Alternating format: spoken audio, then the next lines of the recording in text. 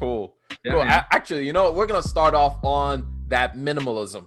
All right. Let's do Because it. I just saw one of your videos that you dropped talking about minimalism, and I would just say, just talk a little bit more about how you got started with the idea of minimalism. What drove you to even think about like, yo, I don't need as much stuff as I think I need, and how did you get to the point where you just kind of reduced the amount of things that you had, or were you always somebody who was a minimalist?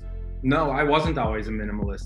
My mom and I grew up in a really small apartment here in DC, and my dream was to have a house so big that I would have rooms that were just empty. I just wanted like empty. I was like, I'm gonna have a room with nothing in it. That was like my goal. And I remember one day we went to visit my cousin Harris, who was older than me, and he had a house in New Jersey, and he's like extreme minimalist. Like everything goes away. You see nothing. You know, like his toaster goes away, his tea kettle goes away, like everything is hidden and packed away. You walk in, it looks like nobody lives there. And I was just like, whoa, like it was a shock to me. And I thought like I kind of liked it, but I kind of some of it seemed a little extreme to me. Yeah. And then that was kind of it. Like I never thought about minimalism again until I was you know, a little older, in my mid to late 20s. And I just started noticing how much stuff people had and how much money they were spending on it. And I just like, I didn't know minimalism was like a thing. I wasn't really like aware that it was about to become like this huge trendy thing. Yeah. I didn't even know there was a word for it. Like, I just was like, why do people have so much stuff? Like they're spending all their hard-earned money on garbage that then sits in a closet. Yeah. And some Or in people storage.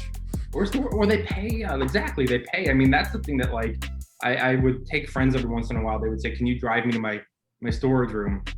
And I would be like, why do you have, like, you're paying to store stuff that you're not even using. And it's not stuff that like you need. Like, you know, I get it. Like sometimes people have to put something in storage for like a short period of time. Yep. But a lot of these friends of mine, it was just excessive stuff they didn't need. Foam rollers and, you know, old sweaters. And I'm like going through, I'm like, this is a lot of money that you're spending to just put something out of your house because you don't have the room. Just donate it. Like, yeah, you know, you could sell it. You could donate it to like local charities or something. Like people could use this stuff and it's just sitting there. And it's just the amount of money and then you would also hear people say, oh, I have no money to invest.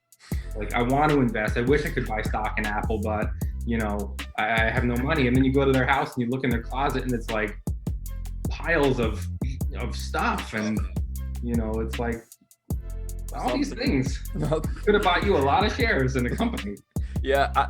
One of the things, when you mentioned the thing on storage, I was reading an article recently and it was saying that there's going to be like a boom as people are trying to move, whether it's out of the city or into the city, but there's going to be a bigger boom in storage spaces being bought and built up because people are just buying more stuff. Even during the pandemic, the expectation was like it would actually slow down, but regardless, the opposite is happening, where storage companies and storage, because I keep up with some REITs that handle a lot of storage spaces, they're saying that they're actually seeing a boost where they don't have enough space for people to store things and they need to build out more storage capacity. And in my head, I'm like, that doesn't seem to compute with what's going, but it seems like the opposite happens whenever we go through these downturns. You have a few people who like start holding on to their money more, but you see the opposite effect also, where people also have this like YOLO type of life. Like, okay, I got to buy everything that I've ever thought about buying before. And it's like the opposite tends to breed into people buying more and more and more stuff.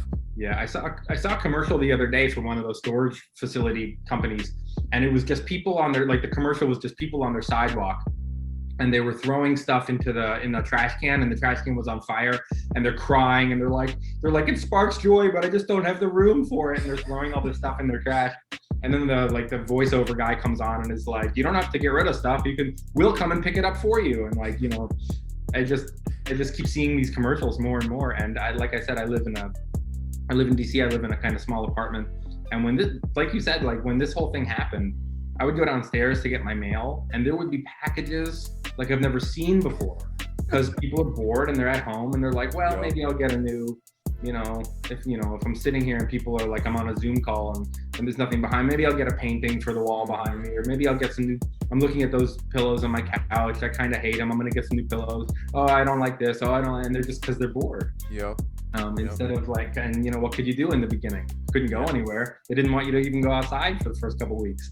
So we just filled up our house with a lot more stuff. It's filled it up, and it's, I think a lot of it is boredom, and I think a lot of it is a desire to keep up with the Joneses, and some of it's probably some like depression and fill the void. I'm sad because of this, so I'm gonna, how it, like when you get a package in the mail, you're all excited. Like, yep, when I definitely. get a package in the mail, I'm as excited as you were in your intro. Like I'm like, oh, like I get the alerts on my phone, and I'm like, it's here, and I run downstairs, and I open it up, and I'm all excited, and then I'm like, all right, and then I throw it on the couch and I forget about it.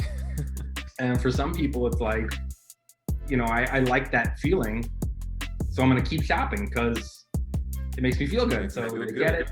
They get their Kate Spade bag or their new shoes or a fancy watch, and they love it. And then a week later, the people stop commenting, and they go, oh, and so they have to go and they have to get another one, and then it's like just keeps on fueling that dopamine hit over and over and over again. And those are the ones who these storage companies are relying on. Yep.